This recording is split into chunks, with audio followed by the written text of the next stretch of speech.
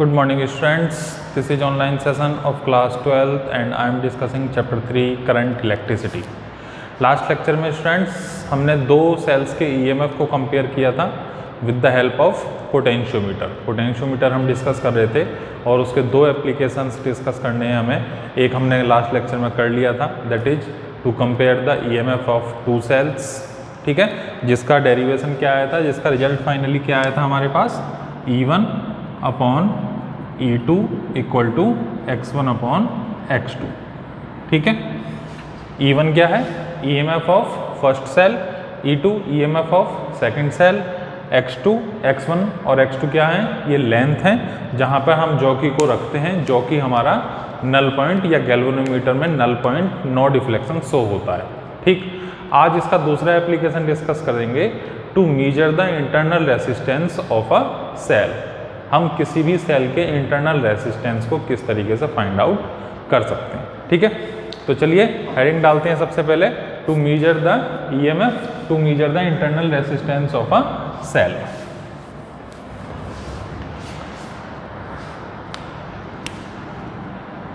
To measure the internal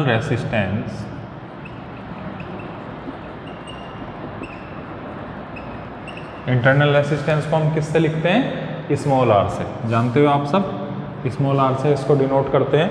to measure the internal resistance of a cell.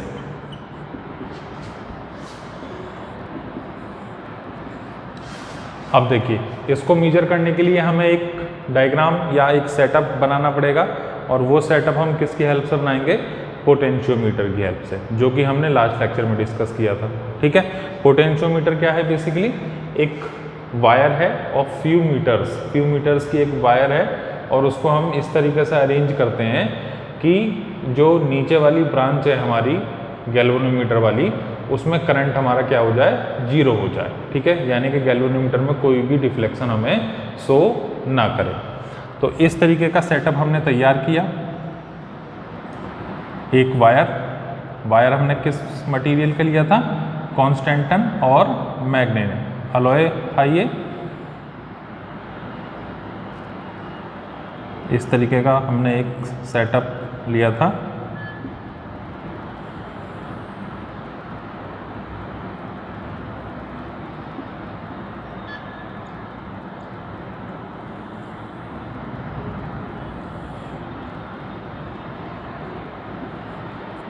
ठीक है, अब क्या काम करते हैं कि जो पुराना वाला स्ट्रक्चर था वो तो हमने सेम रखा बिल्कुल. एक रियोस्टेट हमने कनेक्टेड कर दिया, एक बैटरी कनेक्टेड कर दी और इसके साथ हमने क्या किया, एक एमीटर कनेक्टेड कर दिया और इसके इस एंड को हमने यहाँ कनेक्टेड कर दिया. ठीक है, अब फाइनली हमने क्या किया, यहाँ से एक और बैटरी कनेक्टेड की, उस बैटरी से हमने गैल्वेनोमीटर कनेक्टेड किया और इससे हमने जॉकी से कनेक्टेड कर दिया. ठीक है, ये है जॉकी. ठीक, अब ये पॉइंट सपोज मान लीजिए A है और ये पॉइंट सपोज मान लीजिए B है. ऑल राइट, तो यहाँ पर AB क्या निकल कर आया था, VAB that is I into R. R क्या है, इस वायर का रेसिस्टेंस. R है हमारा इस वायर का resistance.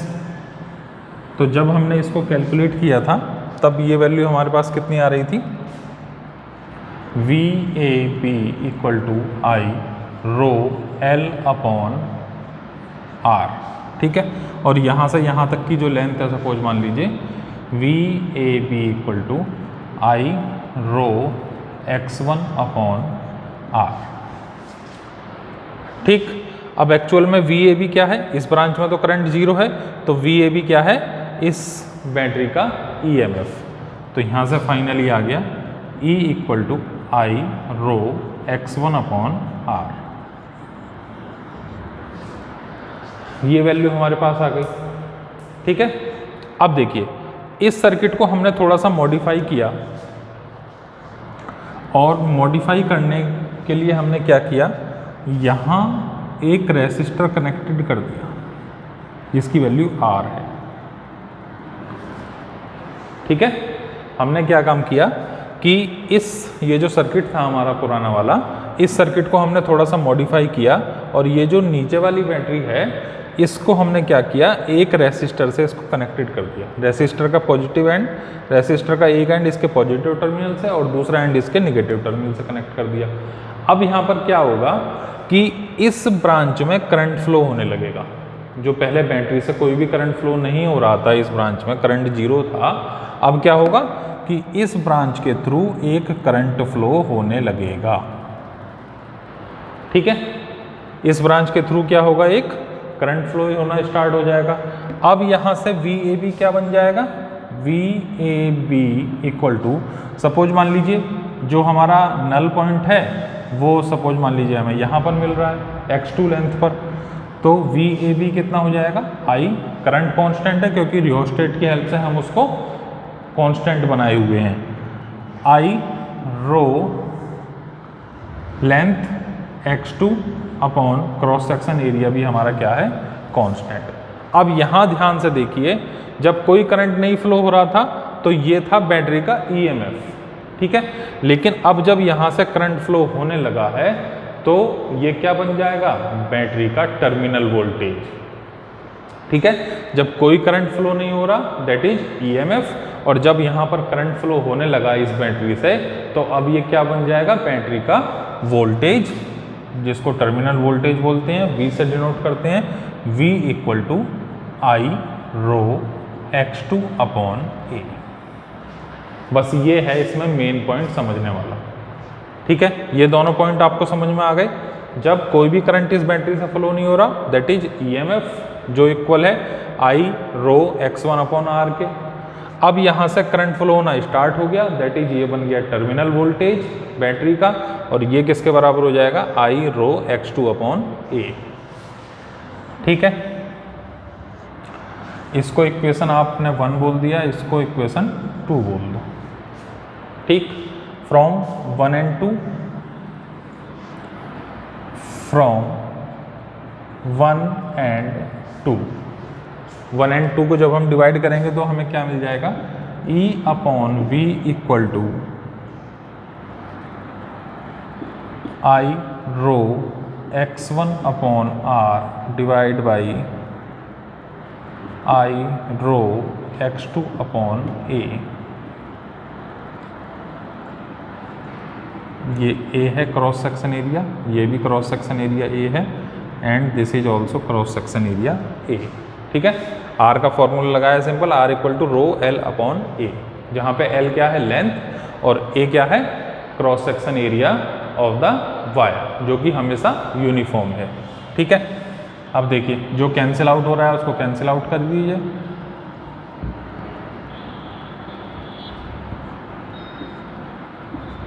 E upon V equal to x1 upon x2, ये हमारे पास एक रिजल्ट आ गया, E upon V equal to x1 upon x2। Clear है स्टूडेंट्स?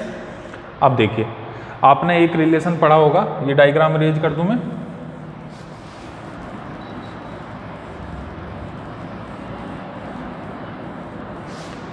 आपने पढ़ा होगा लास्ट लेक्चर में, ये पोटेंशियल जो टर्मिनल वोल्टेज है वो E माइनस आई आर। ठीक है, ये एक्सप्रेशन आपने पढ़ा होगा, terminal voltage is equal to EMF minus current into internal resistance. ठीक है, इसको थोड़ा सा मॉडिफाई करेंगे that is V equal to E minus I की वैल्यू हम रखेंगे ओम्स लॉ से, that is V upon R। ठीक है, इसको थोड़ा सा और चेंज कर लीजिए,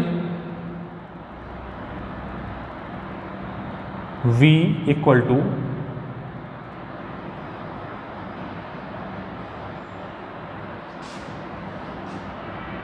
LCM R ER minus VR, cross multiply VR equal to ER minus VR। ठीक है।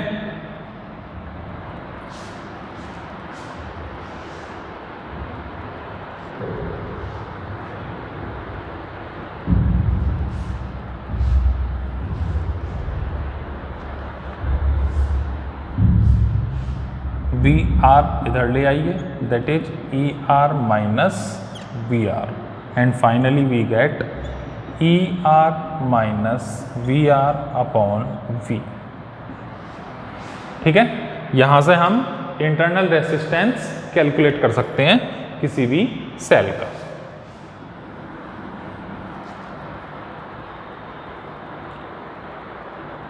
अब देखिए, इसको अगर मैं इस तरीके से लिखना चाहूँ, R equal to E upon V into R minus V upon V into R, लिख सकते हैं इसको इस तरीके से। E अपॉन वी की वैल्यू हम यहाँ से पुट करेंगे, ठीक है, x1 upon x2, x1 upon x2 into R minus R. ठीक, अब finally x1 upon x2, R हमने कॉमन ले लिया, -1 इंटू आर। ठीक, तो ये वैल्यू हमारे पास आ रही है फाइनली। x1 और x2 क्या हैं, लेंथ हैं, जो कि हमें पता होंगी। नीचे जो मीटर स्केल लगा हुआ है उसकी हेल्प से हम x1 x2 बहुत आसानी से फाइंड आउट कर सकते हैं। जो रेसिस्टेंस हमने कनेक्टेड किया है वो उसकी वैल्यू हमें पता होगी। तो ये सारी वैल्यू पता होने के बाद बैटरी का इंटरनल रेसिस्टेंस R बहुत ईजिली कैलकुलेट हो जाएगा। ठीक है, तो ये फॉर्मूला है किसी भी बैटरी के इंटरनल रेसिस्टेंस को फाइंड आउट करने के लिए।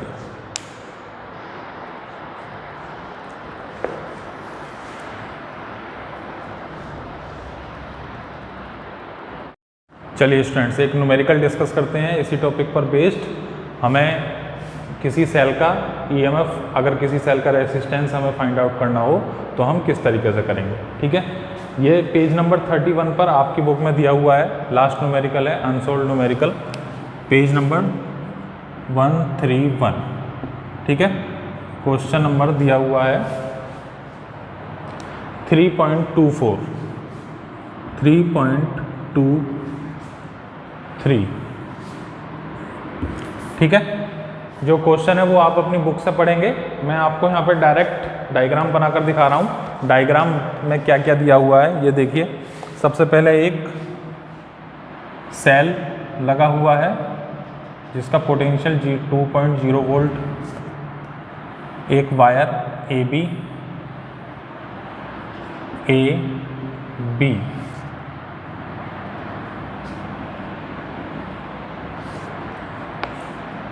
एक दूसरा सेल जिसका इंटरनल रेसिस्टेंस हमें फाइंड आउट करना है। यहाँ पर गैल्वेनोमीटर G कनेक्टेड है और एक दूसरा गैल्वेनोमीटर G यहाँ कनेक्टेड है। ठीक है, एक रेसिस्टेंस 9.5 ओम यहाँ कनेक्टेड है।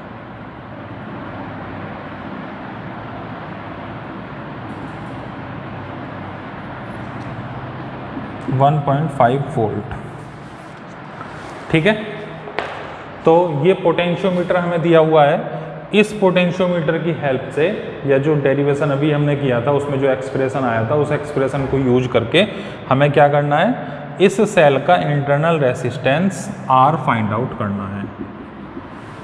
ठीक है, इस सेल का इंटरनल रेसिस्टेंस फाइंड आउट करना है। देखिए डायग्राम में समझा देता हूँ पहले आपको। जब तक ये रेसिस्टेंस नहीं था, ये आउटर रेसिस्टर नहीं था जब तक, ठीक है, तो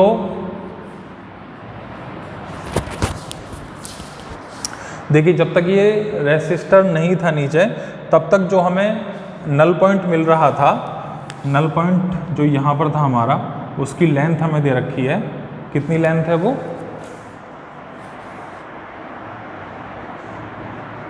76.3। L1 की वैल्यू हमें दे रखी है 76.3 मीटर। ठीक है, 76.3 सेंटीमीटर, सेंटीमीटर में दी हुई है यूनिट्स। ठीक है, अब जब ये रेसिस्टर हमने यहाँ कनेक्ट कर दिया, तब जो लेंथ हमें मिल रही है, नल पॉइंट हमें मिल रहा है, वो मिल रहा है हमें, L2 की वैल्यू है हमारे पास 64.8, L2 की वैल्यू है 64.8 सेंटीमीटर। ठीक है, रेसिस्टर की वैल्यू है 9.5 ओम। समझ में आ गया होगा आपके न्यूमेरिकल। जब तक ये रेसिस्टर नहीं था तो नल पॉइंट हमें मिल रहा था 76.3 सेंटीमीटर पर। अब जब ये नल रेसिस्टर हमने कनेक्ट कर दिया, जैसे कि हमने अभी किया था इंटरनल रेसिस्टेंस फाइंड आउट करने के लिए एक रेसिस्टर और कनेक्ट किया था। ठीक है, तो नल पॉइंट हमारा शिफ्ट हो जाएगा। नल पॉइंट हमारा कहाँ मिल रहा है? 64.8 सेंटीमीटर पर। ठीक है, अब इसका इंटरनल रेसिस्टेंस हमें फाइंड आउट करना है। तो अभी जो डेरिवेशन किया था उसमें क्या एक्सप्रेशन आया था हमारा? R equal to internal resistance R L1 upon L2 minus 1। ठीक है, बहुत सिंपल है। इसमें जब हम वैल्यू पुट करेंगे सारी तो R इक्वल टू कितना आ जाएगा? R 9.5 दिया हुआ है already, L1 upon L2 that is 76.3 upon 64.8 minus 1। ठीक,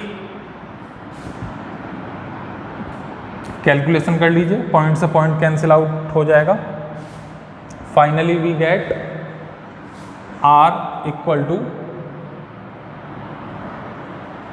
9.5 763 अपॉन 648 माइनस 1। इसको कैलकुलेट करिए स्टूडेंट्स, कितना आंसर आ रहा है?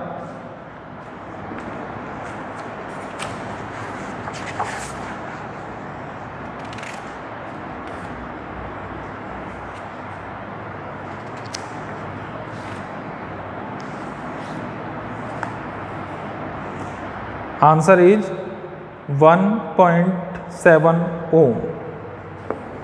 आंसर इज 1.7 ओम।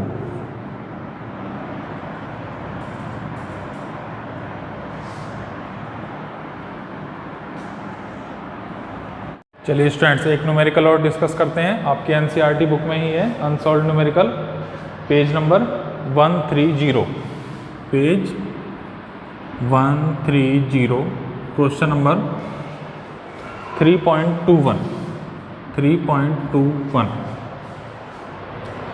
देखिए, इसमें आपको इनफाइनाइट रेसिस्टर्स दिए हुए हैं। ठीक है, इनफाइनाइट रेसिस्टर दिए हुए हैं और उनका जो डायग्राम है वो मैं बना रहा हूँ बोर्ड पर, देखिए।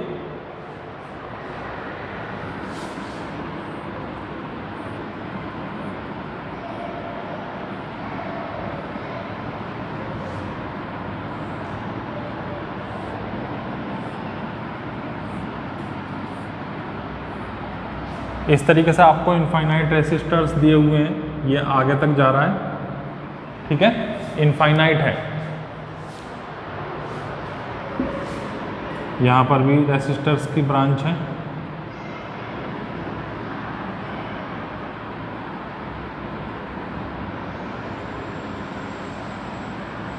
ठीक, और इन सब की वैल्यू हमें 1 ओम दी हुई है।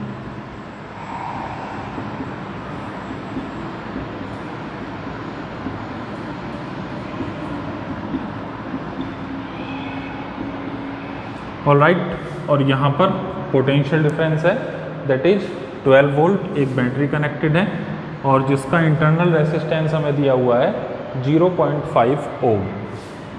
0.5 ओम। ऑलराइट स्टूडेंट्स, ये न्यूमेरिकल समझ में आ गया आपको। इनफाइनाइट रेसिस्टर्स इसमें लगे हुए हैं और आपको ये बताना है कि इसमें टोटल रेसिस्टेंस कितना होगा और जो टोटल करंट है वो कितना होगा। Determine the current flown from the 12 volt supply with internal resistance 0.5 ohm by the infinite network shown in figure. Each resistor has 1 ohm resistance. ठीक है, करंट की वैल्यू बतानी है और टोटल रेसिस्टेंस बताना है। ऑलराइट, कितना करंट इस 12 वोल्ट की बैटरी से निकल रहा होगा। ठीक है, अच्छा क्वेश्चन है, इंपॉर्टेंट क्वेश्चन है। देखिए इसको किस तरीके से सॉल्व करेंगे। सबसे पहले तो ये जो इनफाइनाइट रेसिस्टर्स हैं इनका हमें इक्विवेलेंट रेसिस्टेंस फाइंड आउट करना पड़ेगा। ठीक है, वो हम किस तरीके से करते हैं स्टूडेंट्स? देखिए, आप अगर ध्यान से देखोगे तो यहाँ के बाद ये सर्किट रिपीट हो रहा है, ठीक है ना। इसके बाद ये जो पीछे का सर्किट है ये क्या है, ये रिपीट हो रहा है, ठीक है। बहुत सारे रेसिस्टर्स हैं, इनफाइनाइट रेसिस्टर्स हैं। अब आप जानते हो कि अगर मान लीजिए जैसे एक एग्जांपल मैं आपको दूं कि समुद्र में से अगर हम 1 या 2 बाल्टी पानी निकाल लें तो उसके ऊपर कोई इफेक्ट नहीं पड़ता, ठीक है ना, उसका पानी उतना ही रहता है। तो सेम केस यहाँ पर हम ये फंडा अप्लाई करेंगे कि ये जो हमारा सर्किट है, ठीक है, अगर हम इस सर्किट को इसमें से निकाल लें तब भी जो इसका रेसिस्टेंस है वो कितना है, सेम ही रहेगा। यानी कि इस पूरे सर्किट का रेसिस्टेंस हमने R मान लिया, ठीक है, और इसमें से ये वाला पार्ट अगर हम निकाल दें तब भी कोई रेसिस्टेंस पर कोई खास इफेक्ट नहीं पड़ेगा, तब भी इसका रेसिस्टेंस कितना रहेगा, R रहेगा। ये बात समझ में आ गई। इस पूरे सिस्टम का रेसिस्टेंस हमने R कंसिडर कर लिया, और अगर R में से ये वाला पार्ट हम निकाल दें तो अब भी कोई ज़्यादा इफेक्ट नहीं पड़ेगा रेसिस्टेंस पर, क्योंकि ये इनफाइनाइट रेसिस्टर्स हैं। तो इनफाइनाइट रेसिस्टर्स है तब भी इसका रेसिस्टेंस क्या है, R है, ठीक है। ओशियन में से 1 या 2 बाल्टी पानी अगर आपने निकाल भी लिया तो उसके इफेक्ट, उसकी क्वांटिटी पर कोई इफेक्ट नहीं पड़ेगा, ठीक है। तो ये कंसेप्ट यहाँ पर हम यूज करते हैं। अब देखिए, यहाँ से एक करंट अगर चलता है मान लीजिए, तो ये जो 1 ओम की ब्रांच है ये बाकी सारे रेसिस्टर के साथ पैरेलल में कनेक्टेड है, ठीक है। ध्यान से सुनिए मैं क्या कहना चाह रहा हूँ। ये जो 1 ओम की ब्रांच है ये बाकी सारे रेसिस्टर्स के साथ क्या है, पैरेलल में कनेक्टेड है। तो इसको पैरेलल में ऐड कर दीजिए।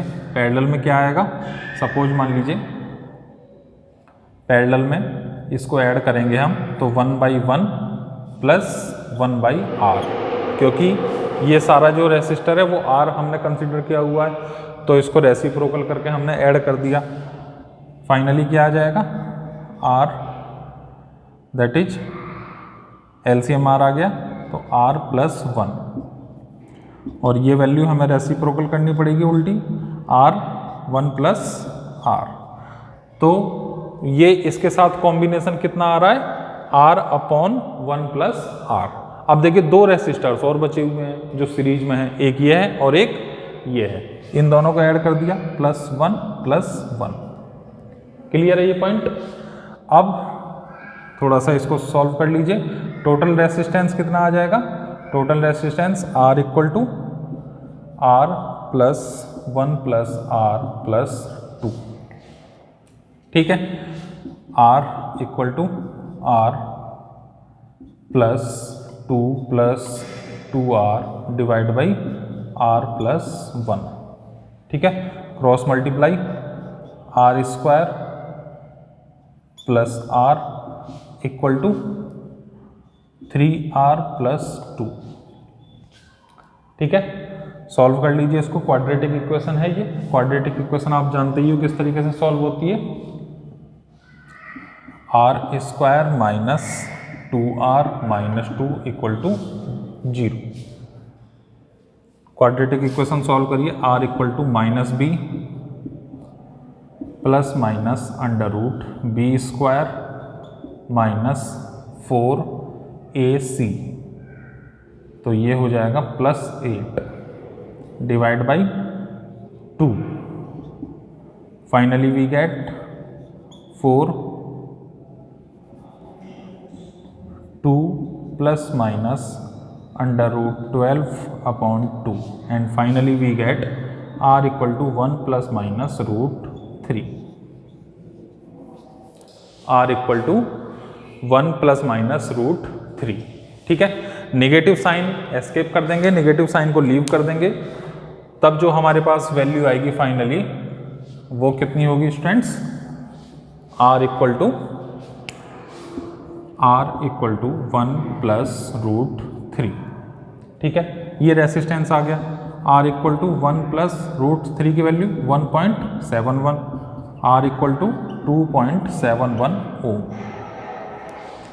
ठीक है। अब देखिए यहाँ पर बैटरी का रेसिस्टेंस भी इसमें ऐड होगा, दैट इज टोटल रेसिस्टेंस कितना होगा, total resistance = R + R, that is 2.71 plus 0.5 कितना आ गया ये वैल्यू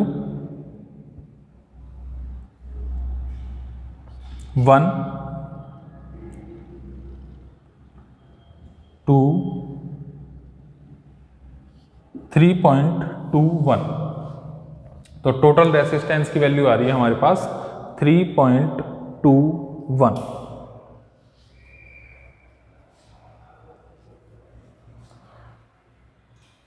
√3 की वैल्यू 3 भी ले सकते हैं यहाँ पे 1.73 2.73 आ जाएगा ये, और फाइनली जो वैल्यू आएगी हमारे पास 3.23। अब हमारा क्वेश्चन बिल्कुल सॉल्व हो गया। अब इसमें ओम्स लॉ आप अप्लाई कर दीजिए। V equal to I R, I की वैल्यू कितनी हो जाएगी V/R। V फाइनली कितना है हमारे पास 12 एंड R जो भी आया 3.23। इसको सॉल्व करने के बाद जो आपका आंसर आएगा that is 3.72 ampere, 3.72 ampere. This is the final answer.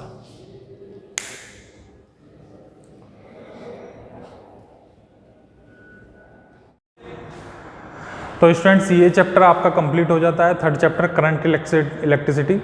जो फोर्थ चैप्टर है वो नेक्स्ट मंडे से स्टार्ट करेंगे, ठीक है। इसको रिवाइज करिएगा चैप्टर, कोई भी डाउट हो तो पूछिएगा। Alright students, thank you, have a good day.